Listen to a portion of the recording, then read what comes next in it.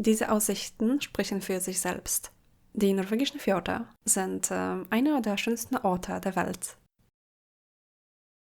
In den letzten Jahren hat sich ein neuer Trend entwickelt. Coolcation, das heißt Reisen an kühlere Orte, um zum Beispiel der Hitze in Südeuropa zu entkommen. Skandinavien scheint unglaublich attraktiv zu sein, aber auch Island, Polen oder Kanada. Laut The Week gab es schon 2006 erste Anzeichen, dass sich die Reisegewohnheiten durch die globale Erwärmung ändern. Heute möchte ich das Allemansretten vorstellen, ein typisch skandinavisches Konzept, im Zusammenhang mit den Herausforderungen des Tourismus in Skandinavien. Als Beispiel nehme ich Norwegens berühmte Trolltunga, also die Trollzunge. In Skandinavien wird den Menschen von klein auf beigebracht, die Natur zu respektieren. Genau das vermittelt auch das Allemansretten. Es gibt jedem das Recht auf freien Zugang zur Natur, selbst wenn das Land jemandem gehört. Das bedeutet, dass man zelten, Skifahren, schwimmen, wandern und vieles mehr darf. Dieses Recht bildet die Grundlage für das Konzept des Friluftslivets, das Leben im Freien. Man kann also fast alles machen, aber es gibt Regeln. Die wichtigste Regel ist, nichts stören oder zerstören.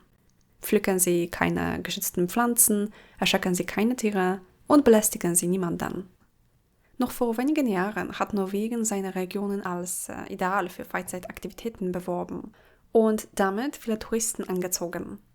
In letzter Zeit beginnt das Land jedoch, sich von dieser Politik abzuwenden.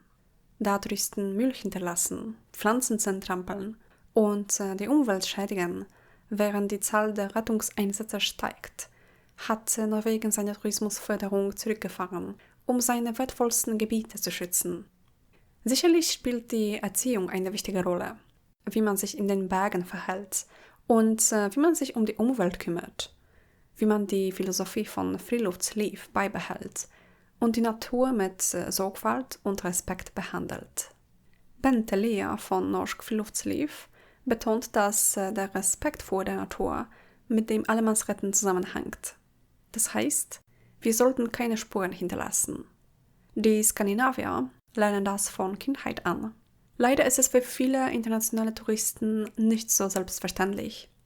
Außerdem habe ich von Einheimischen gehört, dass einige die Trolltunga nie besuchen, obwohl sie in der Nähe wohnen, wegen der Menschenmassen. Schauen wir uns mal die Statistik an. Wie viele Touristen besuchen die Trolltunga? Laut der offiziellen Webseite ist die jährliche Besucherzahl innerhalb von weniger als 10 Jahren von 100.000 auf über 80.000 gestiegen. Ist das viel? Sicher gibt es Strecken mit ähnlich großem oder sogar größerem Interesse, aber der Anstieg von unter 1.000 auf 80.000 ist beeindruckend. Wir können nicht 30 Gäste einladen, wenn der Tisch für 4 gedeckt ist, sagt Bente. Selbst während der Pandemie hatte die Trolltunga im Jahr 2020 über 36.000 und im 2021 über 50.000 Besucher. Im letzten Jahr stieg die Zahl der Touristen wieder auf 80.000. Vielleicht ist das der Grund, warum die Einheimischen dort nicht wandern wollen. Seit dem Unfall im Jahr 2015, bei dem eine Touristin abstürzte, hat die norwegische Tourismusorganisation die Werbung eingestellt und alle Fotos von Menschen, die dort posieren, entfernt. Natürlich haben die sozialen Medien ihren Teil dazu beigetragen, den Ort bekannt zu machen und die spektakuläre Pose über der Klippe festzuhalten.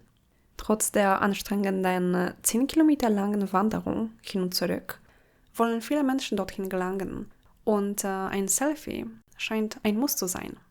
Einige bringen Zelte mit, um zu übernachten und Trolltungan in der Abend- oder Morgendämmerung zu erleben. Und das ist sicher eine tolle Idee, aber man darf nicht vergessen, dass wir in den Bergen sind und gut vorbereitet sein müssen, sowohl körperlich als auch mental. Neben der richtigen Ausrüstung ist es auch wichtig zu wissen, wie man sich verhält. Natürlich wollen die Norweger, dass Touristen ihre Natur genießen, aber laut Stein Ove Roland, Direktor von Fjord Norway, sollte dies von gut organisierten Reiseunternehmen durchgeführt werden. Im Hinblick auf die Meinung der Einheimischen zu Übertourismus und Werbekampagnen strebt Norwegen eine ausgewogenere Politik an, ganz im Sinne des skandinavischen Konzepts Logom, das für Ausgewogenheit und Mäßigung steht. Vielen Dank und bis zum nächsten Mal. Was ist das?